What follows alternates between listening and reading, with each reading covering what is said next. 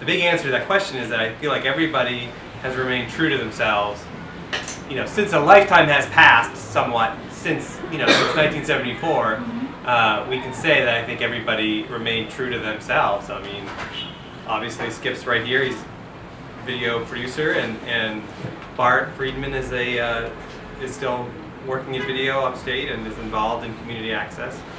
Perry is very much involved in local media. He owns a newspaper and runs a newspaper. Which has a website that has a link to CBS on it. Oh, really?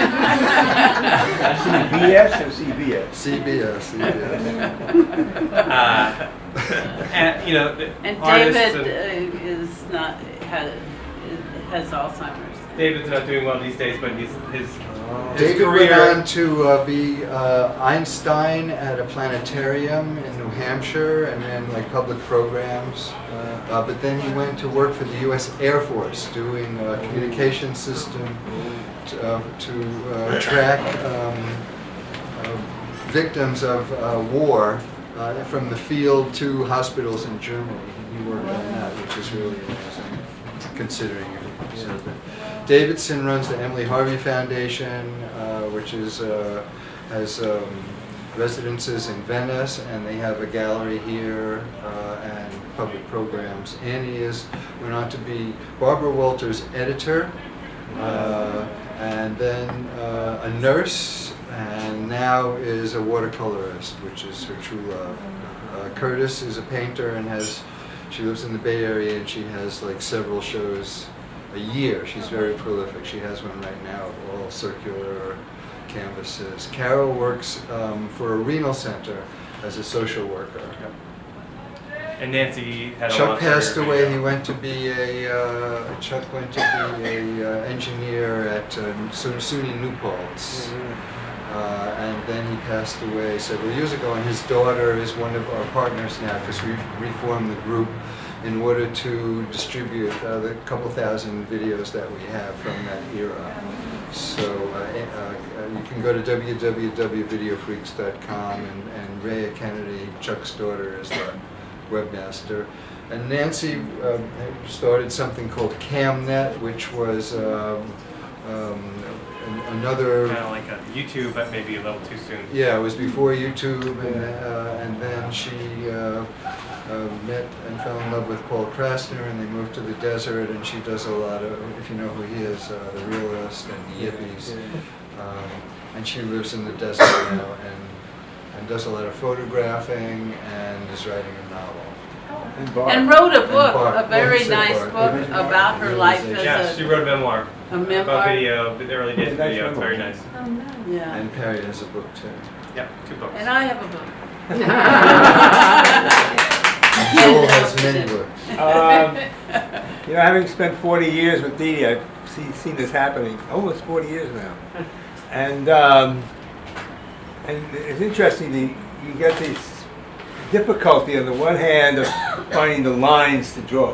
How did this start and that start? But it's really not like a linear process, but it's not kind of like how mushrooms grow. There's a mycelium under the ground, and then pops up, And I couldn't help feeling, as I was watching this wonderful film, that we are on the verge of a great expansion of everything that you saw in that film, because the Cell phone. cell phones, smell phones. We're talking about a real breakdown of the system now. Much more profound, much more widespread, with the whole generation now coming to life. Really, in those years it was the war, it was the draft. As soon as Nixon stopped the draft, a lot of the air went out of that movement. But they can't do anything like that now. There's no draft to stop. You just have a whole, millions and millions of young people. Yeah. And so you can see this kind of process spreading out and reinserting itself. Some very interesting times are ahead. That's all I can say.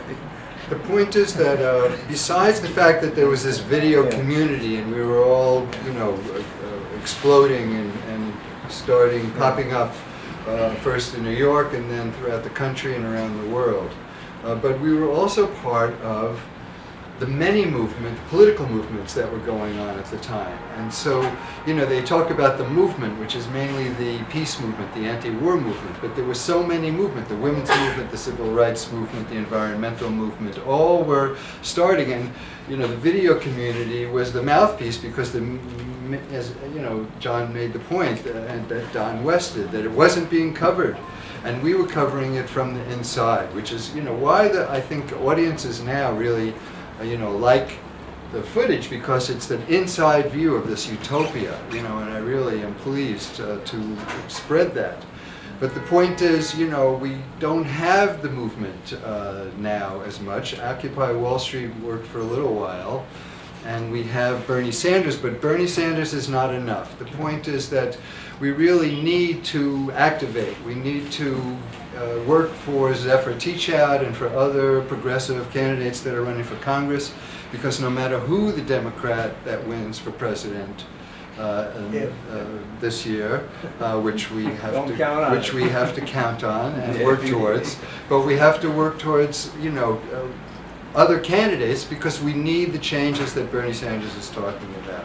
And we need to do that, And that's another reason why this movie is really great for all of us, that it does encourage people. And I think that's why DeeDee wanted to, and Rebecca wanted to have this screening here, to encourage,